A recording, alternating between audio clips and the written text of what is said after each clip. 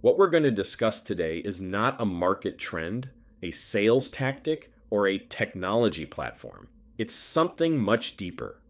Every industry develops an operating system. Over time, that operating system becomes invisible to the people inside it. The rules become assumptions. The assumptions become habits. And eventually, those habits become unquestioned truths. Real estate is no different.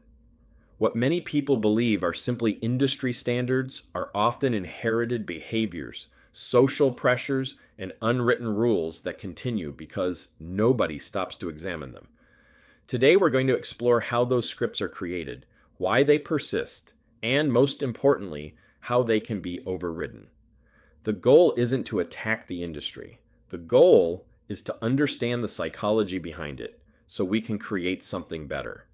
This is Steve Koleno, and this is Confidential Remarks. When most people look at problems in real estate, they focus on symptoms. They see resistance to change. They see outdated practices. They see professionals repeating behaviors that no longer serve consumers. But symptoms are not causes. What this slide illustrates is a closed loop system. Traditional practices create gatekeeping. Gatekeeping encourages people to adopt professional personas. Those personas reinforce traditional practices. The cycle continues.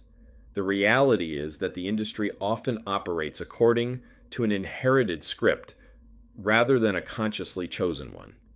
And here's the important insight.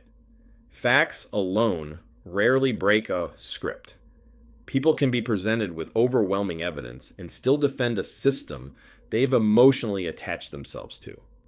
If we want real change, we have to understand the psychology driving behavior beneath the surface.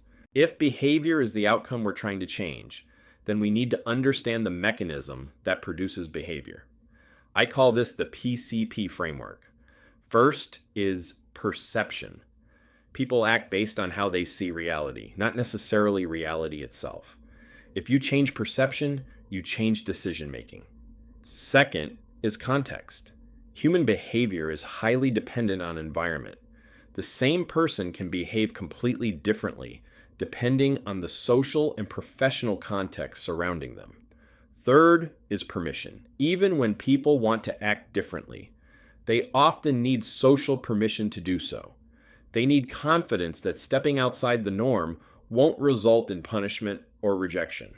Together, perception, context, and permission create a powerful cascade. When all three align, behavior change becomes dramatically easier and far more sustainable.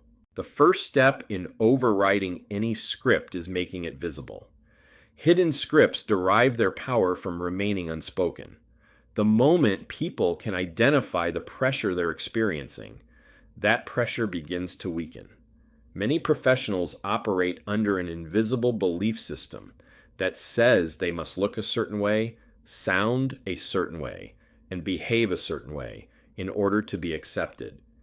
But once you openly acknowledge that pressure, something changes. People begin to recognize that the persona they've been performing may not actually be who they are. When we expose the script, we separate the person from the programming, and that creates the first opportunity for genuine change. Human beings protect their identity more fiercely than almost anything else. That's why direct confrontation usually fails. If people feel their identity is under attack, they immediately become defensive. Instead, we create a new identity they want to move toward. When someone agrees that the industry has become overly rigid or resistant to innovation, they're doing more than agreeing with an observation. They're unconsciously declaring who they are not. And that declaration creates space for a new self-image. Instead of identifying with gatekeepers, they begin identifying with open-minded collaborators and innovators. Once identity shifts, behavior often follows naturally. One of the most powerful principles in persuasion is simple. People trust conclusions they arrive at themselves. Rather than telling someone what to believe, present them with pieces of information that naturally connect. Show them an outdated industry rule. Then show them who benefits from maintaining that rule. Allow their mind to connect those dots. The moment they create the conclusion internally, it becomes their idea. And people rarely argue with their own ideas. This isn't manipulation. It's recognizing that discovery is often more powerful than instruction. Stories are not entertainment. Stories are prediction engines. The human brain constantly anticipates what comes next based on familiar narrative structures. When people hear an underdog story, they instinctively want fairness, justice, and change. That response is deeply wired into human psychology. By framing industry transformation as an underdog, challenging, and outdated system, you activate those natural emotional instincts. The audience begins rooting for progress, not because they're told to, because the story itself makes them want that outcome. And when people emotionally invest in a narrative, they become significantly more open to new possibilities. The final step is creating a context where different behavior feels safe. Most people are not resisting change because they dislike innovation. They're resisting change because they're uncertain how it will affect their standing within the group. Context answers that question. If the environment feels competitive, people protect themselves. If the environment feels collaborative, people contribute. That's why framing matters so much. When we establish a collaborative context from the very beginning, we grant people permission to think differently, speak honestly, and explore new ideas. The environment itself begins pulling behavior in a new direction. Let's bring everything together. This matrix illustrates the shift we're creating across 4 critical dimensions. Identity moves from conformity to independent thinking. Information moves from accepting assumptions to questioning incentives. Narrative moves from serving the system to improving the system. And environment moves from competition toward collaboration and innovation. Notice that none of these changes begin with tactics. They begin with psychology. Because sustainable change never starts with what people do. It starts with how they think, what they believe, and who they believe they are. The central message of this presentation is simple. Systems survive when nobody challenges the script.